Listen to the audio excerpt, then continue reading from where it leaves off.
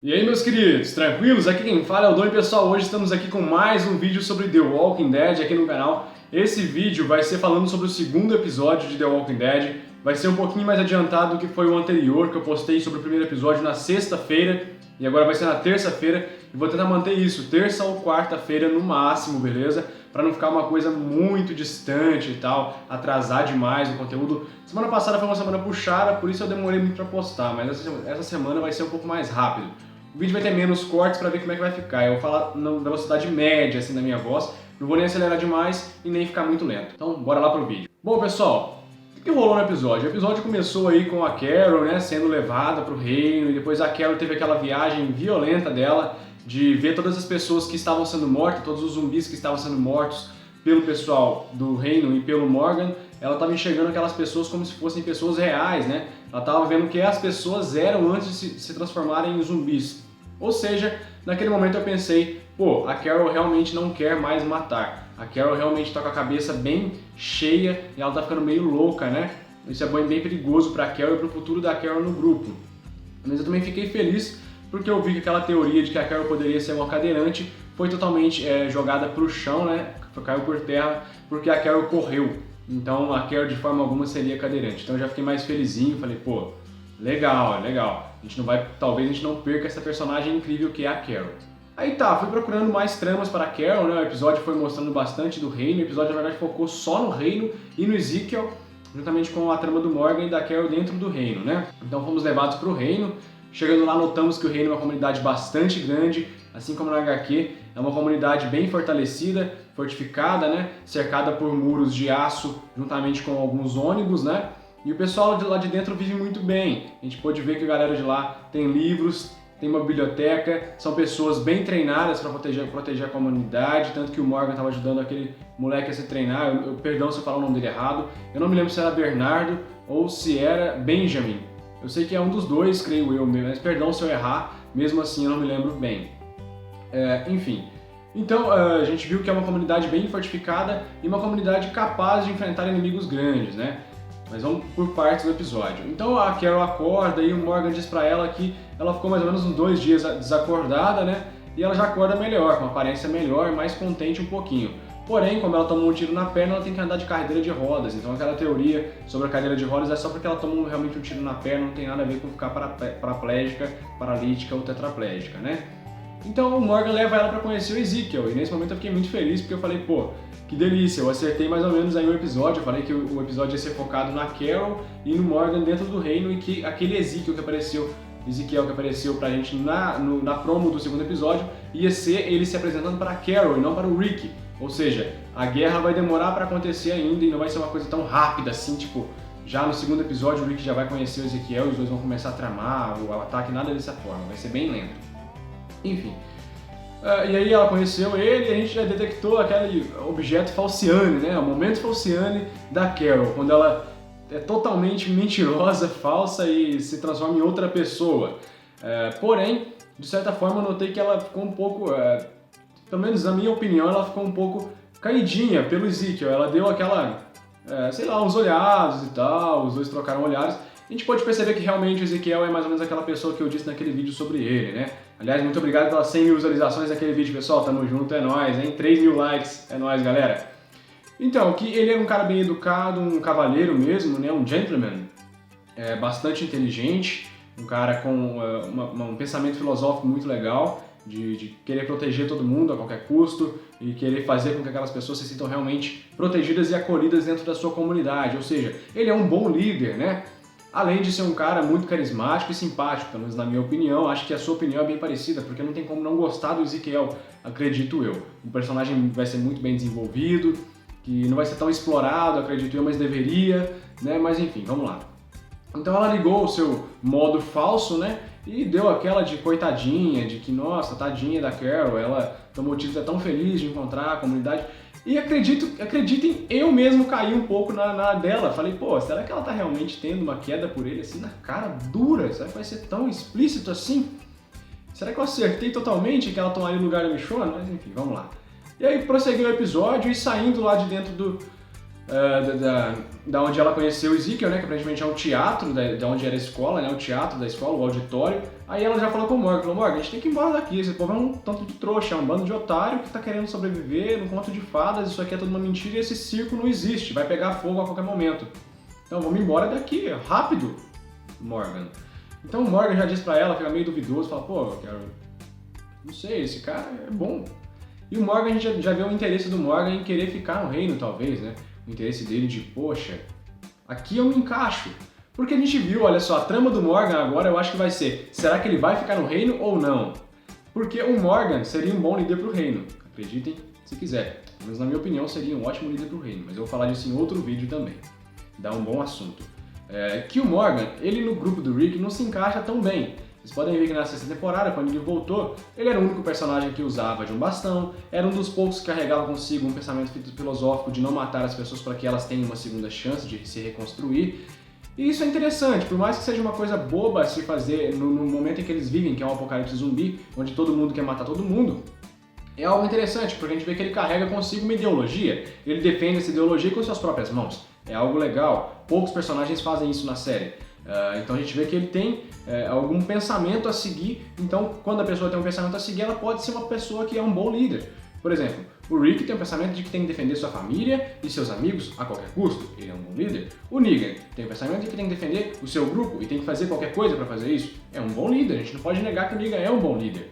Apesar de ser um pensamento meio louco, ser um cara meio atrapalhado, ele é um bom líder. O Jesus, ele age sozinho se for preciso, mas ele defende o seu grupo e consegue os mantimentos. É um bom líder, saca? Então é isso. As pessoas que têm ideologia são bons líderes. Líderes, é mais ou menos isso. E aí, a gente fica pensando, pô, será que o Morgan, ele não se encaixaria mais no reino do que no grupo do Rick em Alexandria? Na minha opinião, sim, e acredito eu que ele vá ficar no reino. Acredito eu, não é uma coisa que eu estudei a fundo, não pesquisei nada sobre isso ainda, mas acredito que sim, viu, pessoal? Pelo fato de que ele se encaixa muito bem nos padrões do reino, que são pessoas que lutam como cavaleiros, não usando armas, mas sim usando espadas e etc. Claro que no momento de necessidade eles utilizam de armas de fogo, mas na maioria das vezes, quando são lutas contra zumbis e poucos inimigos, eles usam mais de armas de armas brancas, né? No caso, bastões, lanças, arco e flecha, se tiverem arco e flecha disponível, tochas, espadas, lâminas, né? Facas, etc. É mais ou menos isso, e o Morgan é um cara muito bom nas artes marciais, então ele se encaixaria muito bem no reino. Por isso que o Ezekiel, né, já deu pro Morgan aquela missão de treinar o garoto lá, que eu não vou falar o nome de novo porque eu posso estar errando, Benjamin ou Bernard. Bernard, não sei. Enfim, olha só. Vamos agora pular pra trama, Morgan e Ezekiel. A gente viu aí que eles foram alimentar os porcos, né, para poderem entregar a encomenda para os salvadores. A gente viu aquele soldado alimentando os porcos com um zumbi. E aí o Morgan perguntou por que que eles têm que comer o zumbi, né? Algo do tipo. Ele falou que quer deixar os porcos podres por dentro, quer deixar os porcos infectados, mais ou menos isso. E aí muita gente me perguntou na live, Dom, será que aqueles porcos, quando forem consumidos pelos salvadores, vão infectar os salvadores? Eu não sei, eu não tive tempo de pesquisar ainda, peço perdão, estou gravando esse vídeo na segunda-feira, já minha voz deu uma melhoradinha, então vamos gravar o vídeo já direto. Esse assunto vai ser assunto para outro vídeo, porque a gente precisa primeiro de saber como é que os porcos vão chegar lá nos Salvadores, né, nos Saviors, lá no santuário, e como é que vai ser o reconhecimento desses porcos. Por quê? Vejam bem, pessoal, a gente tem alguns momentos em que as pessoas comeram carne infectada, por exemplo, na prisão, comeram a carne dos porcos lá, né, tiveram aqueles porcos, e pode ser que aqueles porcos tenham causado a infecção dentro da prisão. Pode ser, não estou dizendo que foi. Também teve o Garrett que comeu a carne infectada do Bob, né, a perna do Bob. O pessoal do Garrett, lá do Terminus, comeu a perna do Bob que eles cortaram. Um ato de canibalismo, né, por sinal, no episódio, alguma coisa bastante pesada lá nos primeiros episódios da quinta e últimos episódios da quarta temporada. E o que rolou foi que a gente não teve tempo de ver se eles iam ser infectados ou não, porque, infelizmente, eles não viveram para mostrar pra gente, né? O grupo do Rick matou eles antes disso. Porém, não sei se vocês se lembram, naquele momento em que o grupo tá de andarilho, né? O grupo todo tá andando caminhando pela estrada e a Sasha mata alguns cachorros, né? E aí eles comem aqueles cachorros. Pessoal, tem uma coisa muito interessante nisso. Por quê? Vocês acham que aqueles cachorros se alimentaram de quê, galera? Os cachorros com certeza comeram algum corpo de zumbi em algum momento, não é possível. Os cachorros são animais selvagens quando estão em situações extremas. E aquela situação é uma situação extrema. O apocalipse já se passava de 3 a 4 anos aí, né, no mínimo, e os cachorros acabaram sobrevivendo por esse tempo todo. Então, se sobreviveram por esse tempo todo, com certeza comeram em algum momento carne de zumbi. E aí o grupo do Rick não ficou infectado, alguns sobreviventes comeram a carne e não ficaram infectados, o que pode nos levar a crer que os animais que comem a carne não são infectados, eles apenas estão se alimentando, o que nos leva a crer também que a contaminação por comer a carne do zumbi não é algo que vá fazer mal, porém, obviamente é uma carne podre, pode fazer mal ao seu estômago ou alguma coisa do tipo, mas comer um animal que comeu a carne de um zumbi parece que não faz mal para ninguém, pelo menos até o momento. Pode acontecer uma reviravolta. Vocês se lembram que isso aí é um vírus, e um vírus sofre mutações ao longo do tempo, então pode acontecer uma mutação, e essa mutação faz com que os porcos transmitam a doença para os salvadores, mas é algo a se pensar mais para frente, no momento agora ainda não. Bom, temos também a trama, voltando à trama do Morgan e do Ezequiel, né? Quando eles vão embora de volta pro reino, a gente vê que o Ezequiel já está confiando bastante no Morgan, porque o Morgan mostrou serviço lá durante a alimentação dos porcos. Vocês viram que ele realmente mostrou serviço e mostrou que era um cara bom de briga, bom nas artes marciais e que se encaixava nos padrões do reino, né? Nos padrões necessários para sobreviver no reino e respeitar as regras. Além de que ele carregava consigo uma ideologia muito boa, por sinal, que lhe foi passada pelo quejeiro, né? E o Ezequiel ficou totalmente de boca aberta quando ele falou que foi um quejeiro que ensinou e tal. E aí ele pediu pro Morgan poder treinar o garoto, né? Ensinar ele o bastão, porque o garoto não era habilidoso nem com armas de fogo e também não era habilidoso com espadas ou lanças, então era melhor que treinasse ele com um bastão, então o Morgan talvez ele não treinaria, e depois acaba concordando e por sinal ele tá treinando muito bem o moleque, parece que o moleque vai ser alguém grande aí na série ainda.